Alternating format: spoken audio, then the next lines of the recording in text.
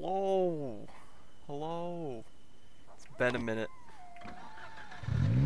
So I have not had time for a whole lot of Zomboid lately. We've been, I don't know, for those who didn't see my little community post about it, I didn't have water in my house for like 4 or 5 days. We had an overnight freeze and it froze some pipes in my pump house and I had to fix it all myself and it took a few days, but we're back, and we're ready for some action, alright? We've been working on it off camera a little bit, but we're going to get back to clearing a path, or clearing the path, rather, to the military surplus store up here. So, we brought out the KSG-25, 12 gauge shotgun, which is a dual tube and has 24 shells.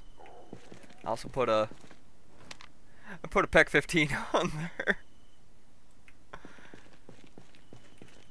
Brought out enough ammo and food for it to be a decently long little expedition. You can see the results of the fruits of some of my labor here. When I initially made the push to scout this place out, I didn't realize exactly how many zombies would line this path.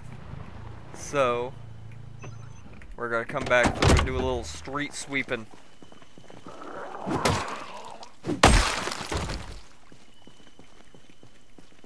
Little street sweeping, a little path clearing. Come on over here. I'd like to not stack too many more bodies up in the road, but you know, we gotta do what we gotta do when the big groups start gathering. Old Butch wants the contents of that military surplus store. Alright, real bad. Oop. Real bad. So, we're gonna keep on pushing forward. I kind of figured that these places that I'd already killed most of the zombies would attract a few more. Absolutely fine, we'll just go ahead and handle that.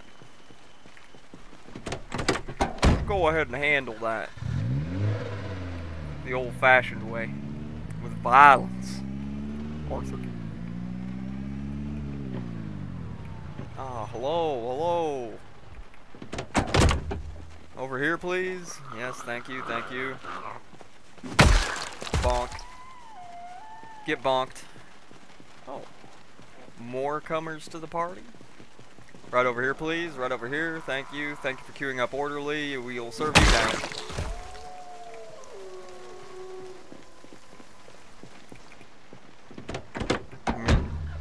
Is old Butch gonna need to like put a sign up outside of his house that is like thousands of zombies served?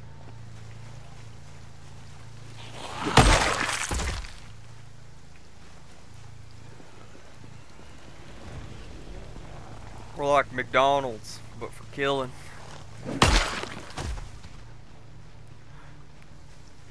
How long till we have Tiervarg out of context clip videos?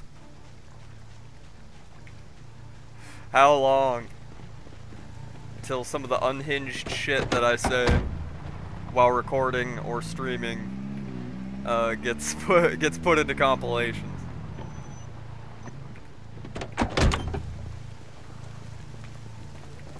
Right here, right here. Yes, sir, yes, sir. We have a winner. A winner of free decapitation.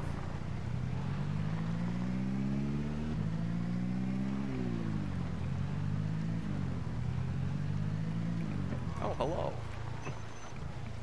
Didn't see y'all there. Over here, please. Have a nice little bonk. Hey, where do you think you're going? Hey. Psst. Hey. Hey. Listen. Hey, listen.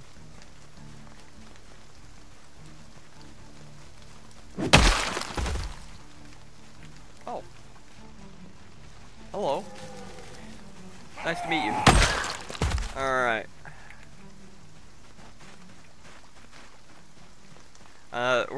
We're getting to the point where it's been how long since it's been over 2 months now. I'd imagine that 2 months without human contact, Butch is probably beginning to get a little strange. Did I go the dang wrong way again? Yes, I did. But that's fine. We got a few takers right here.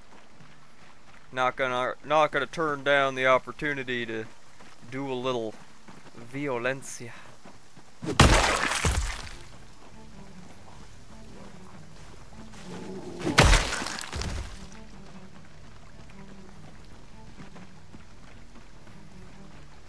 Back to the rig. We made a wrong turn. Made a wrong turn, Butch. Oh, hello.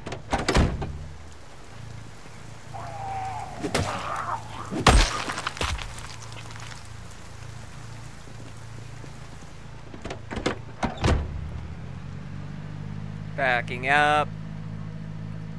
Backing up. Backing up.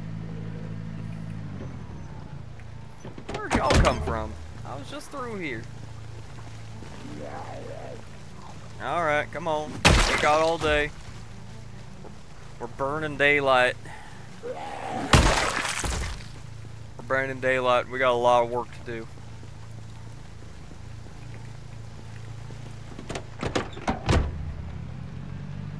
Backing up.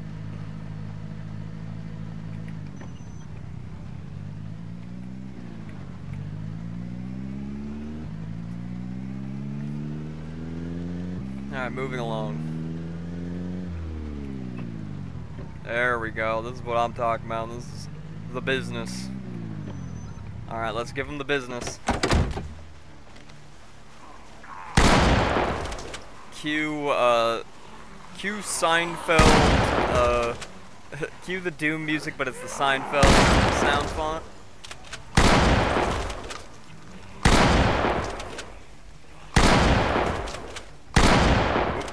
Flubbed one. And then got a twofer. So, we broke even. We broke even on shells there. Bam, down, down, down, down, danny down, down, down, down. Alright, I kinda wanted... I need to get a banjo. And, get a mandolin player. And maybe someone with a harmonica and do, bluegrass, hillbillified versions of Doom music. That sounds awful, and which means it's right up my musical alleyway. Me and my buddy, the Angry Marine, who I played War Thunder with on the channel not too long ago. Who does great gun content, by the way, if you're into that. We were joking recently about making a ridiculous cover band. Especially because I own and I'm learning to play the accordion. And I'm not gonna say that like I'm a great singer, but I'm decent enough, right? I'm good enough. And he's a bassist and also a decent singer. And we were joking about doing a video game cover band that just does like awful polka covers of of video game music. Just as like a funny side thing to do, because, you know, why not? And polka's not dead. I don't care what anybody says, you know, polka never dies.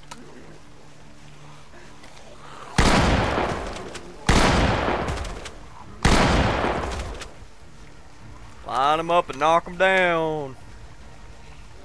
Let's go.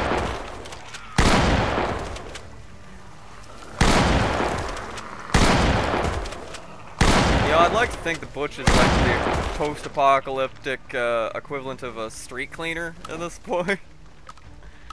Just ensuring the roads are clear of all these Zambonis. Alright, they're a damn safety hazard on the highways and byways.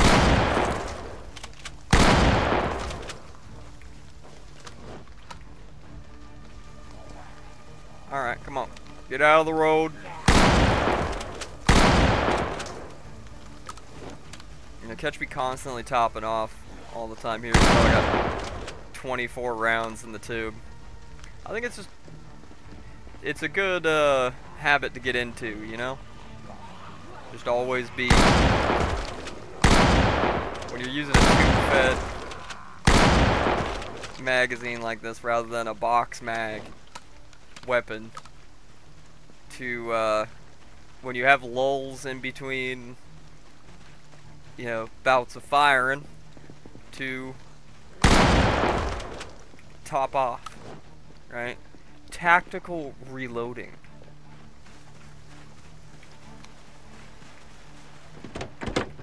And before somebody says, oh, switching to your secondary is always faster than reloading. Shut up. No one asked. No one asked. Plus, yes, in an emergency situation where you run dry in the middle of a firefight, that's absolutely true. That sometimes, depending on the weapon system and how you're geared up, switching to your secondary may be faster than reloading. Yes. But, let me put it this way, when I was well practiced, a little more well practiced than I am right now, when I was still in the Army, I could reload an M4, or, you know, pretty much any AR platform weapon, in about 1.5 seconds.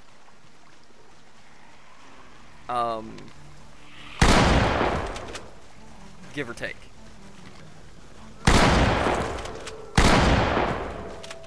Using the L-shaped reload technique and a dump pouch, I could reload, slam the bolt forward, and drop the used mag into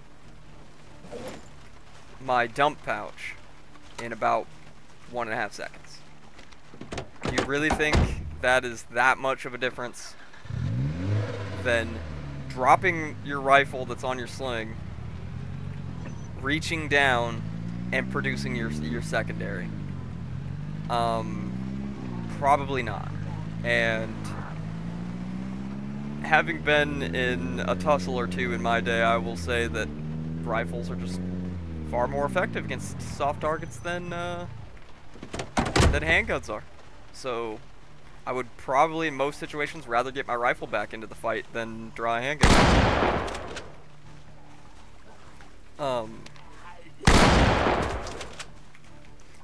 How many...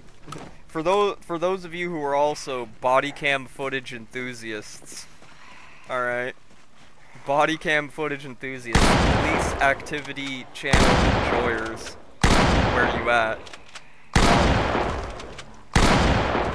How many of those videos have you seen where somebody takes 5, 6, 7 plus handgun rounds and keeps fighting? At least temporarily. I'm talking about this when I was in the Army, that, you know, we were not so much in Iraq where I was at, but definitely Afghanistan, where some of the boys were at. I never deployed to Afghanistan, but, is that you'd have motherfuckers that were hopping, that were smoking opium and chewing cod leaf. Cot leaf is like that crazy coca leaf kind of shit that they chew over in like Somalia. That gets them all hopped up, and that guys were taking rifle rounds and keeping fighting. Right? So, you know, the right round at the right distance is what I always say. Handguns are great for personal self-defense in situations where you can't or it is impractical to carry a long gun.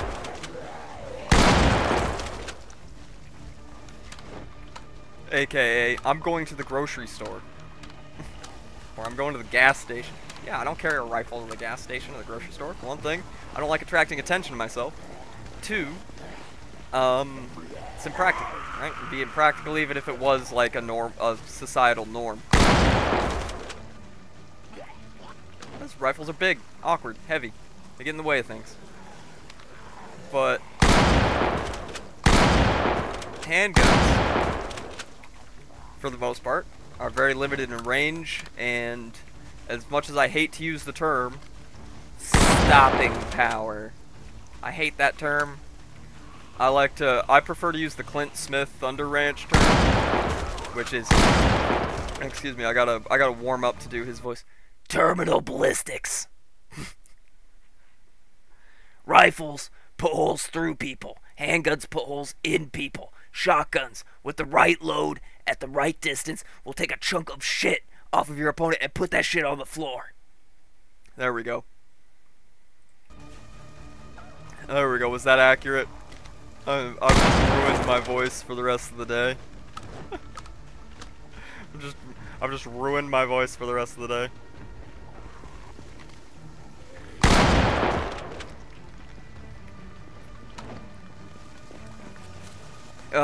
There we go. I need a sippy of the old Diet Beppis after that.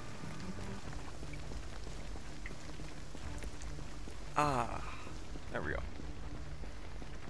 Well, now we've created a nice little corpse pile over here, and used up most of the shotgun shells I had in my tactical belt. Finish clearing this little batch out with some axery, some action.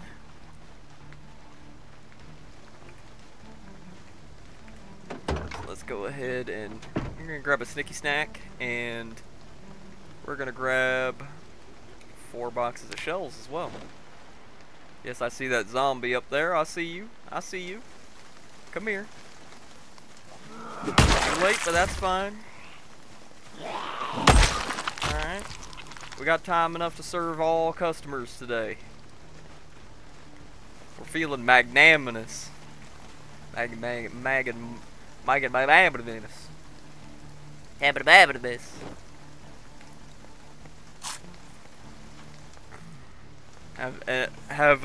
Have some mac and cheese from the trunk real quick.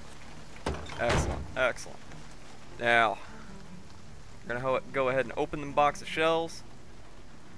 Throw them in the belt rig. I will say, I don't recommend my personal shotgun load for home defense. When I was working at the gun store, I'd see this all the time, that people would come in being like, yeah, you know, I'm just bought a 12 gauge shotgun for home defense, and I'm looking for to get some home defense shells for it, like some double-aught buck or some slugs. And I'm like, my first question is, do you live in town? Do you live in an apartment or a house? And if you live in a house, how close over is the house next to you? If you live in town, in a house or an apartment where you share a wall or very close to share a wall with your neighbors, don't load up slugs for home defense. The hell is wrong with you? You're gonna kill somebody's grandma in the next house over.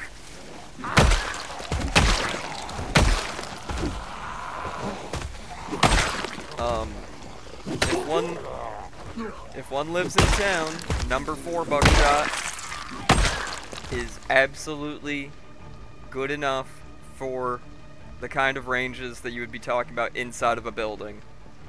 You know, 3 to maybe 10 yards. And like Hornady makes a very, very spicy number 4 buckshot load. Hornady Varmint Express was my normal recommendation for a lot of people who live in town. Double-aught buck is gonna be slightly less bad than, you know, slugs when it comes to over-penetration. This is one thing most people don't think about when you think about firearms in a home defense or self-defense environment, is over-penetration. Over-penetration. Double-aught buck has been shown to be able to blow through 4 or 5 drywall, you know, drywall and insulation walls and keep going. Slugs, a slug could blow through an entire house and, you know, frickin' without hitting any hard obstacles. If you're just talking drywall and it doesn't hit a stud, could easily blow through, easily blow through a dozen layers of drywall and fiberglass insulation. And you, as the one who pulled the trigger, are responsible for where that bullet goes, where that slug, where the buckshot balls, whatever, go. Not legal advice, but I sure as hell wouldn't want to get hemmed up and have to, you know, hire a lawyer for not just the fact of they used a firearm in self-defense, which here in the United States can still land you in some legal issues unless your case is very airtight. But also catch you negligence charges or manslaughter charges for, you know, injuring or possibly killing someone uninvolved by over-penetrating through a wall and smacking somebody's grandma with a ounce and a half, with an ounce and 3/4 freaking lead slug from your 12-gauge shotgun because you wanted the cool rounds. People are idiots. And when it comes, this is one thing that like boggled my mind about working at a gun shop for a year and a half, is people are dumb. And you give people sound advice and they just act like you're the idiot, and they know nothing about what they're talking about.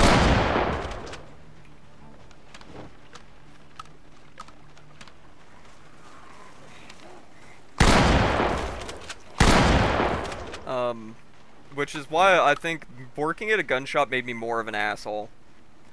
Now mind you, I definitely, from years of working in retail of all kinds, have the customer service voice down pat. I can switch it off in an instant. And when there was definitely some stories of maybe me getting a little too pissed off at customers, for being incredibly willfully ignorant and then being jerks about it. But I will say most of the time I was more than accommodating for most people, and then for most people's needs, and I was always the kind of guy that was the kind of salesman that was like, listen, I'm not gonna sell you something because I like it personally, or I'm not gonna sell you something because that's more expensive and makes the store more money or whatever. I'm gonna sell you something that is gonna work for your needs and fits your hands, and something that you like, right? Do my best to set you up with something that's gonna work for you. But there's definitely been times where like somebody wants to take a look at like one of them $200 quote-unquote Stevens 320 shotguns that are made of pure Chinesium, and I was like, listen man, you don't want one of those. The only reason I've ever owned one of those was I bought one used off of a guy for like $60 for testing my 12-gauge reloads, because I don't care if I blow that thing up, because it's a piece of crap. For anybody who may watch this someday and is thinking about buying a cheaper end 12-gauge shotgun, don't buy a Stevens. Buy a Mossberg Maverick 88. They're around the same amount of money, and they're actually a good shotgun. For between $200 and $300, which is about the same as a Stevens 320 costs in my area, you can get a Mossberg Maverick 88 security with a 7-round tube on it, and it will probably that will probably be those are what I call heirloom guns. Unless you just beat the hell out of it, that'll be something you pass on to your kids, and your kids pass it on to their kids. Like older Remingtons. I mean, Remingtons are dog water now, for the most part. But I mean, it's pretty hard to fuck up a Remington 870 shotgun, which is why, like, I can still almost recommend buying an 870, even though I'm a Mossberg guy. But, ooh, lots of seeds. But older Remingtons were heirloom guns. They were guns that were so good, and I've got several. I got 3 or 4 old Remington 22s that my grandfather bought for, that my farfar bought for my dad and my uncle in the early 60s. When they were kids. I've got an old high standard pump action 22 that has a couple issues, but once again, my kids will probably learn to shoot on those 22s. Heirloom guns, right? Guns that are made so well, and you don't see this as much anymore because quality control in the industry has fallen so far. For a lot of companies, I will say I will say I've had to send when I was working at a gun store. I had to send guns back for, you know, repair or replacement to pretty much about every major gun company. But for most of the major gun companies, I had to send back several over the course of a couple of years. Remington, I had to send back like 4 or 5, right? Ruger, I had to send back like 3 or 4, which is disappointing because Ruger quality control used to be primo. I had to send 1 back to Smith & Wesson, and I had to send 1 back to Mossberg, which is one of the big reasons lately why it's like, man, I've been buying mostly Smith & Wessons, and Mossbergs, because when it comes to stuff like that, because I don't want to buy a gun and then freaking have to immediately send it back for repair, right? Nobody wants that. And the only time I've had to do that with Smith & Wesson was a 22 Magnum revolver, which are already finicky.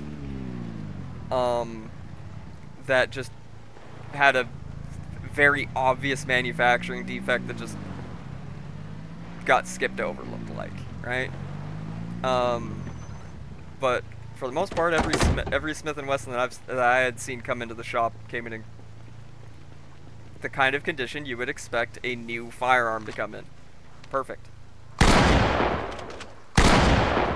don't know. Standards have gotten lower as far as quality control. Prices have gotten higher. It's just like the eternal pursuit of more profit, less overhead, has led to essentially the planned obsolescence theory of, you know, things like washing machines and refrigerators being applied to products that are meant to save your life, which is absolutely nuts in my opinion. Absolutely nuts. That on top of the just-in-time logistics that most businesses in the Western world use today, is just a recipe for disaster.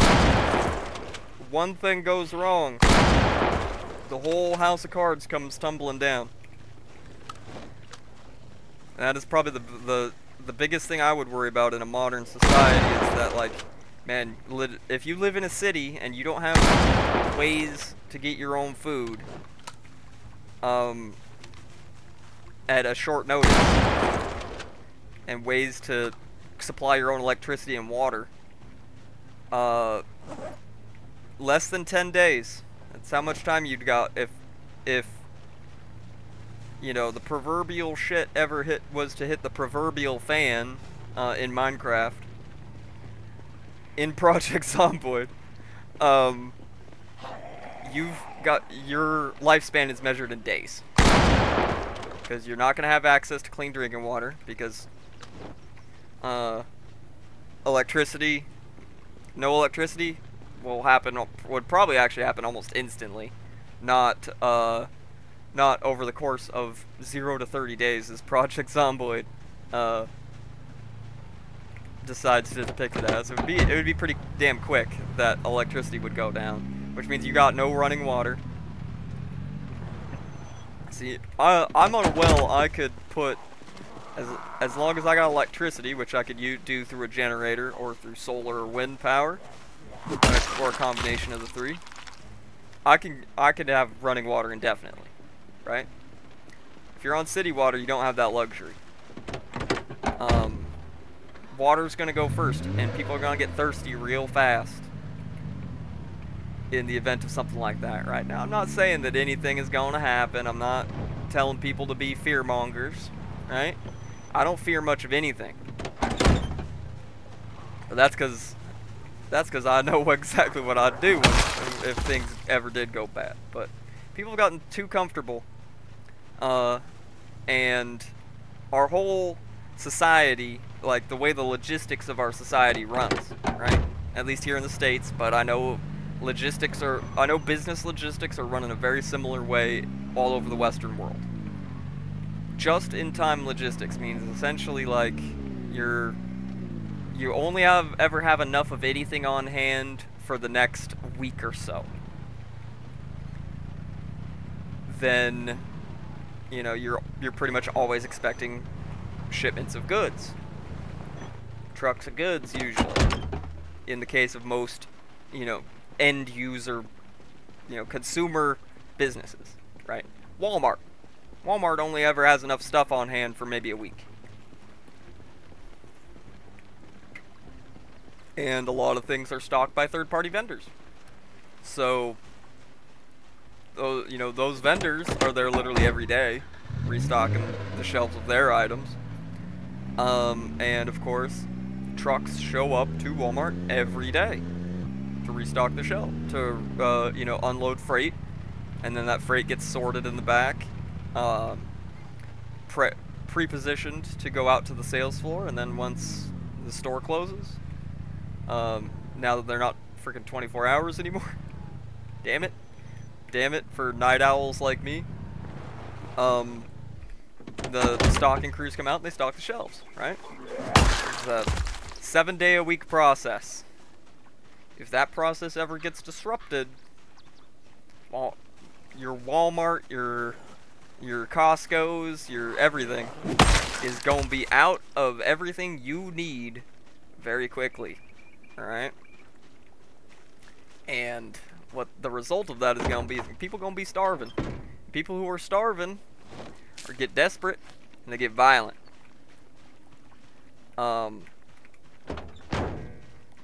People, the more desperate somebody gets, the more likely they are to use unreasonable means to get what they need. That's why I continually will say that the best thing you can do if you live in a city, move. I've gotten questions multiple times from people like I know or whatever that live in a more urban area. Like, how could I be more prepared for something bad happening? Move. Because if something horrible ever were to happen in this country, you know, beyond the ken of things that would be handled in a short period of time, you know, mass social unrest, etc., etc., etc., cities are gonna be death traps. large cities especially, because you know there's nowhere to you can't forage for food in urban hellscape. You're not gonna be able to.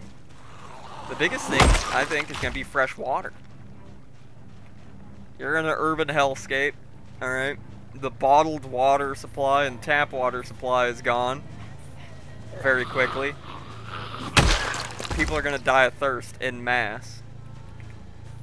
Hypothetically, in Minecraft, in Project Zomboid, in you know, whatever hypothetical video game we're talking about, right? Not a good situation to be in, right? Now then again, one might say, but Tyr, you're biased. You hate big cities. Yes.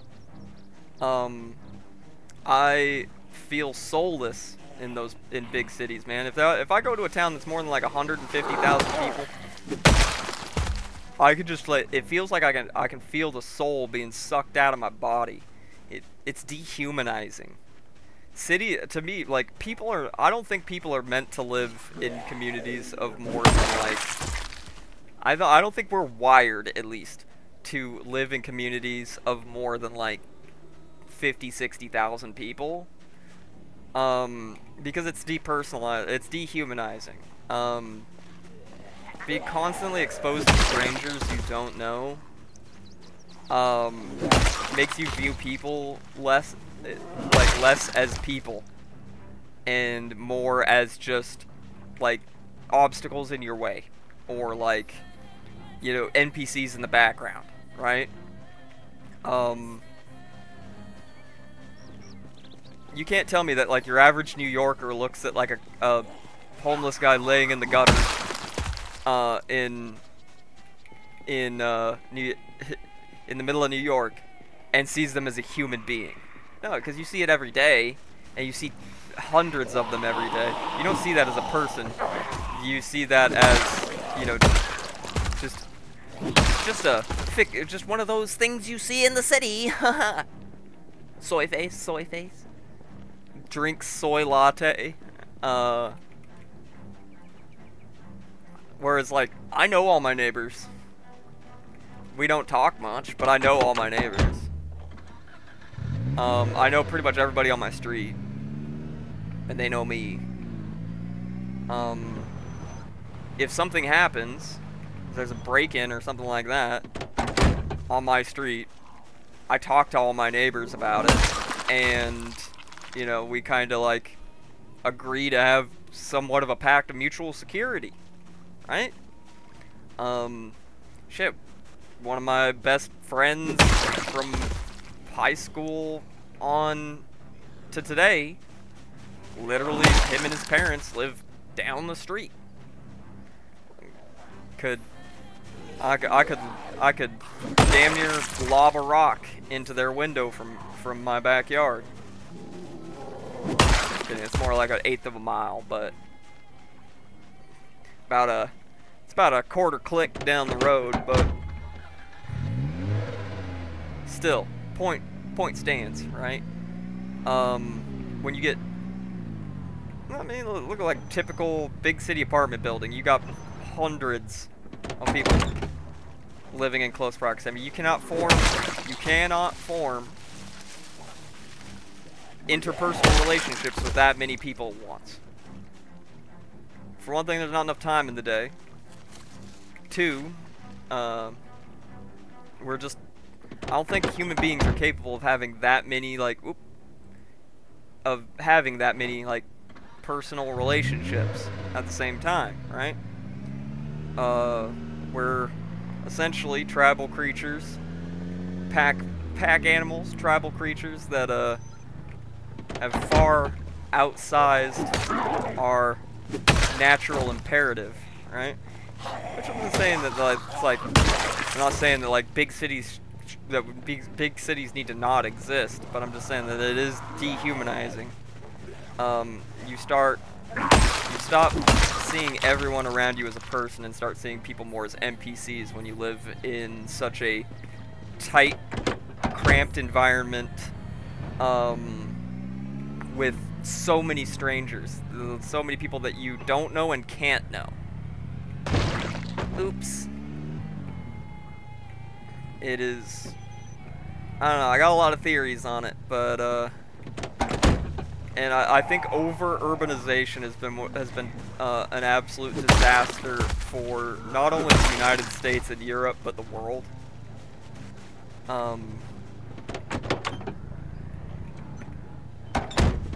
I mean, and that can be traced back hundreds of years, even thousands, really, if you look at like urbanization efforts during the Roman Empire days.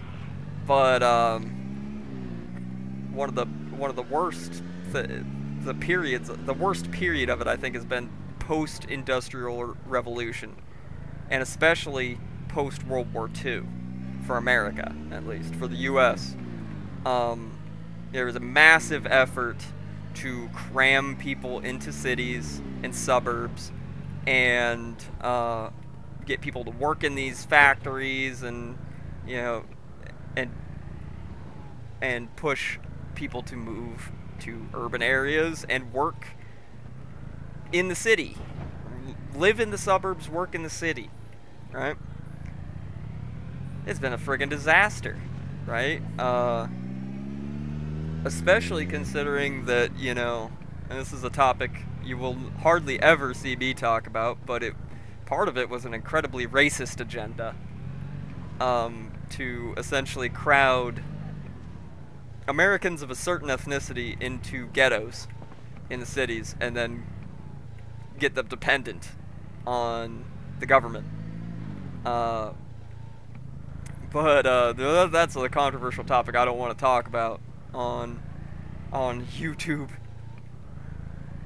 But it's a crazy societal quandary to think about, right? And it's one of those hypotheticals that I like to think about. Is like, what if we were to reverse the tide of urbanization,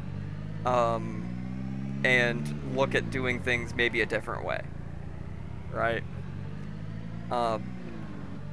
Because there's a bunch of contributing factors to why people are so fucked up these days. Society is so messed up. You know, mass consumerism is one of them. Corporatism, of course, you know, and I don't mean like the actual ideology of corporatism, which actually has very little to do with corporations. I mean like the fact that we've allowed, in the name of the quote-unquote free market, we've allowed corporations to essentially start running our society in certain ways, which is just absolute insanity. That the basic governing principle of Western civilization has become the bottom line, is just absolute insanity. And the fact that people who call themselves conservatives defend that blows my absolute mind, man. I don't jive with either of the major American political ideologies, all right? Because what have there's no progressives are not about progress. They are about pushing batshit insane ideologies to the forefront of politics. And you know, doing feel-good activities rather than anything that actually does anything effective. And conservatives have conserved literally nothing. Conservatives have mostly, keyword mostly, proven that all they're about is, for the most part, once again, for the most part, conservative politicians. I mean, when I say that, I mean politicians, not people that. But still, a lot of even individual people that call themselves conservatives are just all about, like, what do you mean you don't support frickin' you know, big businesses? I love the corporation that owns everything. Like, what the hell is wrong with you? America was not founded on corporate capitalism. America was founded on the idea of personal individual freedom, not freedom for corporations, right? The fact that people think to this day that the founding principle of America was the bottom line corporate capitalism is absolute insanity to me. Or think that we should continue supporting certain regimes that hate us and hate everything about us. Absolute insanity. The amount of money we pour into countries that hate us and corporations that hate us, that hate you, and our tax dollars go to them. It just boggles my mind, man.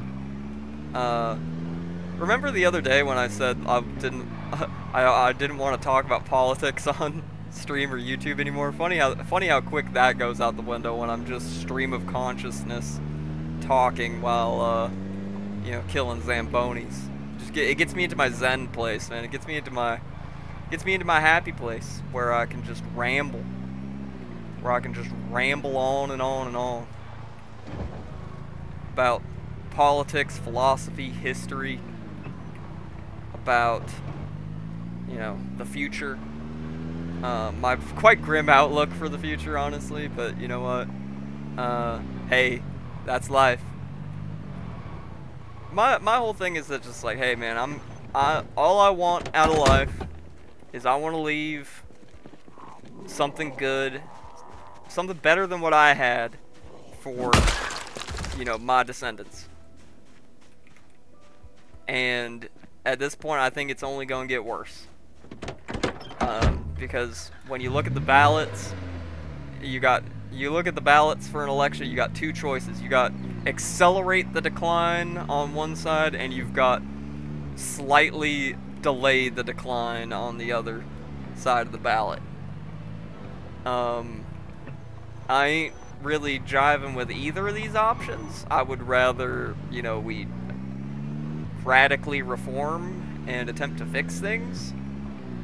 At least attempt. But the American system of politics, for good reasons, initially, but then again, you know, good intentions have been the roads to many evils.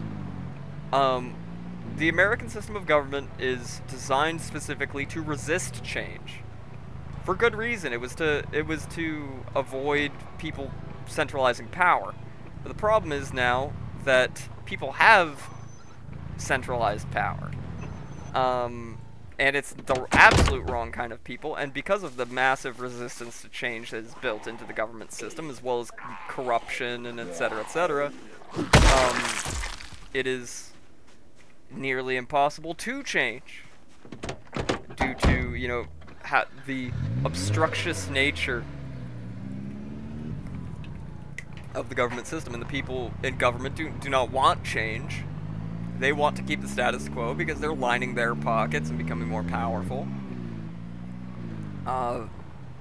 They can obstruct positive change at every single, you know, at every single moment, and it's been proven again and again that, you know, people will say over and over again, "Oh, protected by the Constitution." The Constitution is just a piece of paper, man.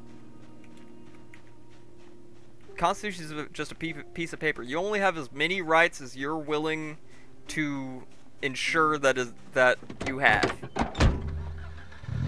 And most people are pussies. Let's put it this way: most people are pussies.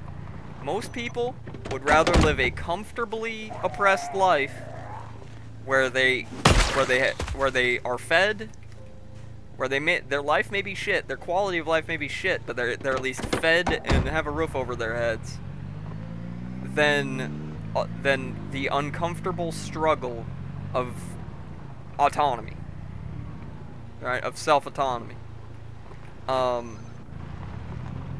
You know, this is the whole reason why we stopped living in tribal huts in small clan groups and began forming civilizations in the first place. Is the comfort of safety.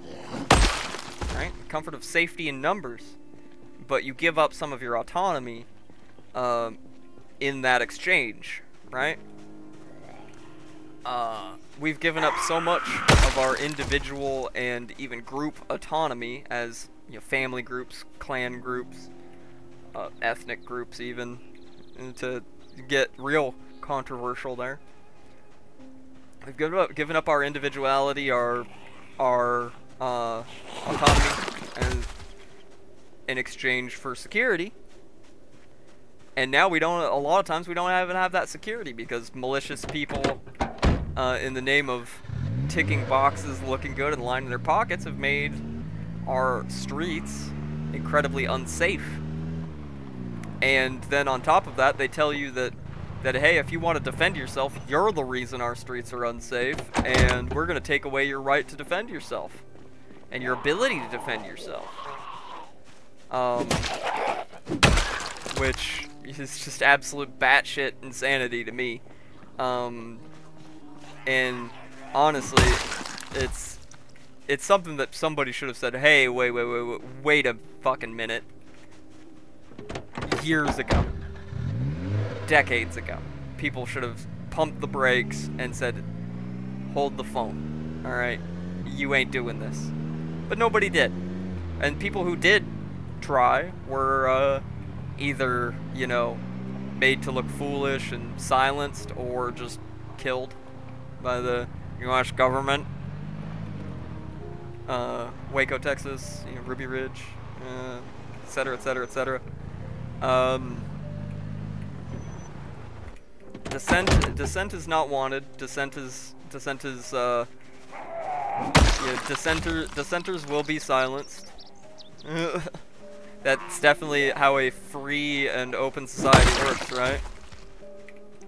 Is that if the government doesn't like you, they can just send FBI agents to shoot your fucking wife and your kid.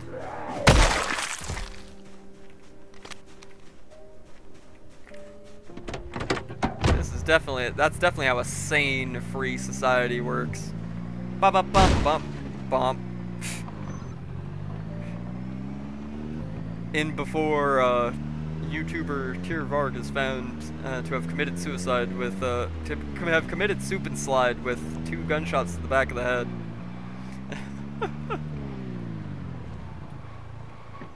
All right, let's keep sweeping these streets. I think I've ranted enough. Hey, where you going? Get the hell over here. This is the annoying thing about the zombie AI. They're bad about responding to new noises, so they will just continue walking towards your car. You know, you're standing there yelling at them like, hey, juicy human to eat right over here. They'll be like, yeah, no, I like how this car sounds.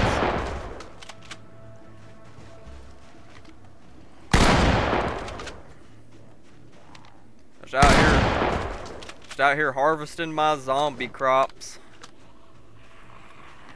Yes, sir.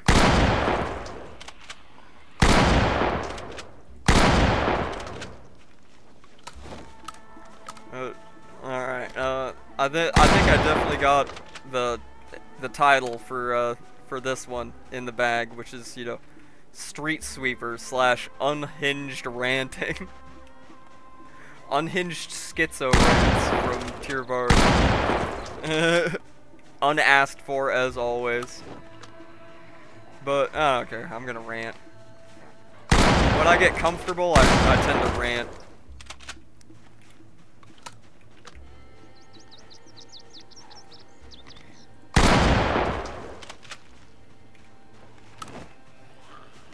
Alrighty. Ooh, can we get a twofer? Can we get a twofer? Yeah! Yeah, buddy. Yeah, buddy. Ain't nothing but a peanut. Why am I Ronnie Coleman quoting? I ain't lifting weights. I'm shooting things with a shotgun. This ain't a Ronnie Coleman moment. What am I talking about? It's always a Ronnie Coleman moment. Yeah, buddy. Lightweight. Lightweight. Yeah, buddy.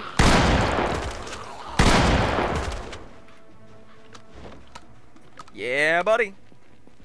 So anybody who made it this far into the video, I wasn't completely turned off by my unhinged schizo ranting.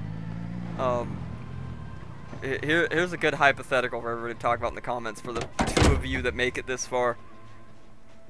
Who's your favorite lolcow of all time? I've been following like lolcow stuff for a long time, many years, since the old. Let me put it this way: I've been on the internet since when 4chan was like king, and when Chris Chan first appeared on 4chan, I was around, and I was on 4chan during those days. But Chris is not my favorite lolcow of all time. Jason Genova is my favorite lolcow of all time. All right, that guy is hilarious. So if you've never seen, he's pretty inactive these days. He's not really like, the milk has dried up. The mints are no longer flowing. But go back and watch some like best of Jason Genova videos if you've never seen the guy, and especially if you're a fitness person.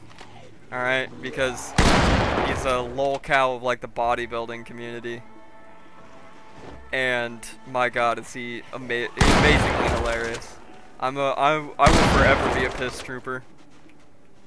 Alright, I have swam with the ancient dolphins in Lake Kresva from the 70s. I'm Genoa's most loyal piss trooper. Yeah, I kid. I haven't paid attention to Genoa in a long time.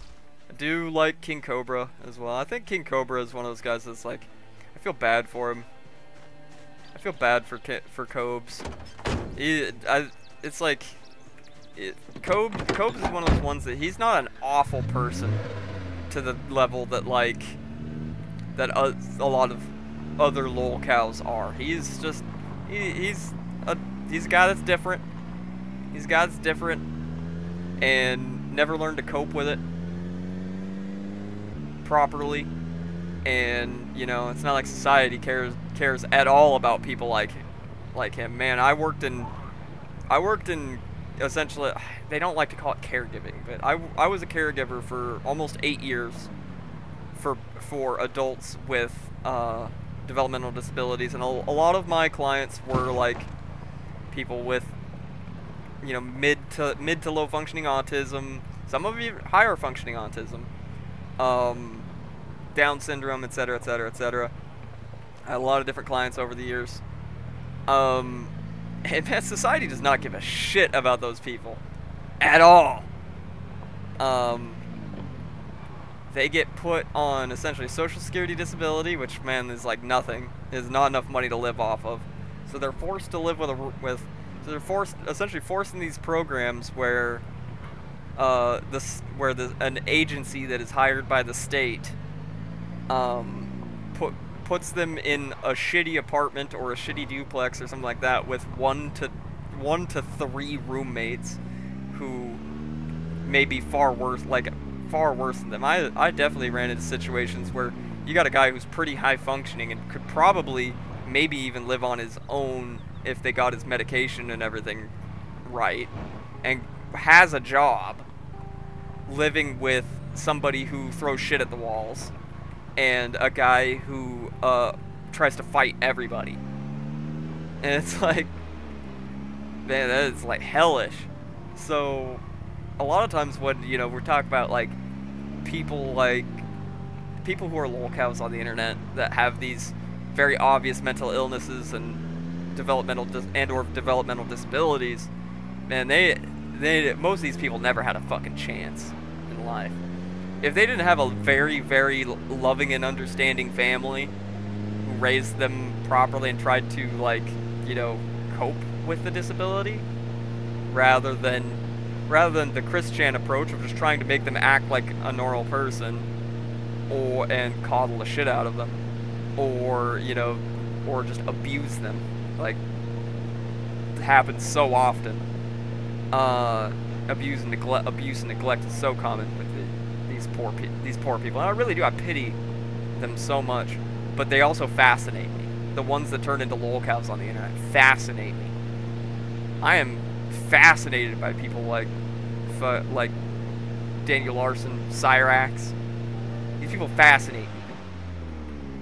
I don't hate them because I don't hate anybody, but some of them are definitely reprehensible, and they're still definitely responsible for their actions.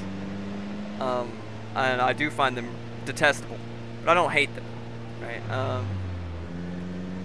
There's very few things in this world I hate. Hangnails? No, I'm just kidding. Hate is a very strong word, and you know, I think it's one of those things that's been overused so much that it's like calling someone racist. Man, calling someone racist means nothing these days because it's so overused, and it's been so trivialized.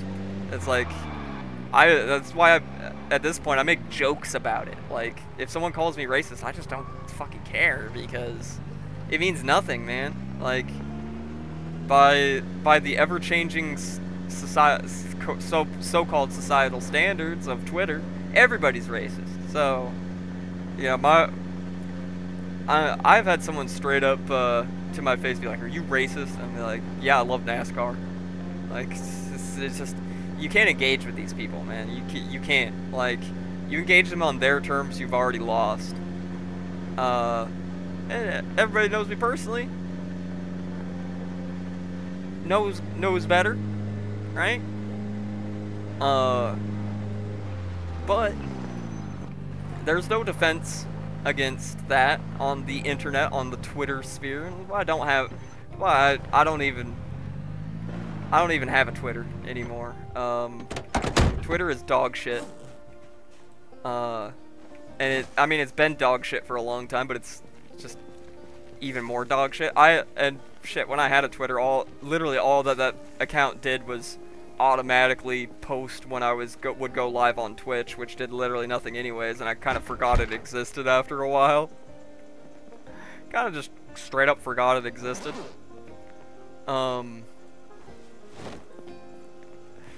It's just the world.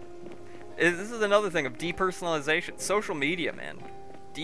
Social media has been like one of the biggest catalysts for this dehumanization of everyone. You don't see the person posting on Twitter as a human being. You see them as a post. It's like the whole thing of like why road rage. Why a lot of times like people will road rage, and be absolutely fucking psychos on the road is because it's like you're not really seeing another person. You're seeing a car, right? You're dehumanizing the person driving that vehicle. Admittedly, like, I've definitely raged out a little bit at people on the road, but it's usually the far as this escalates is, what the are you doing? Like, what the hell is wrong with you? At a stoplight. To which the response is, no inglés, no inglés. No, I'm kidding. That's a joke. That's a joke, YouTube. That's a joke. No hablo inglés.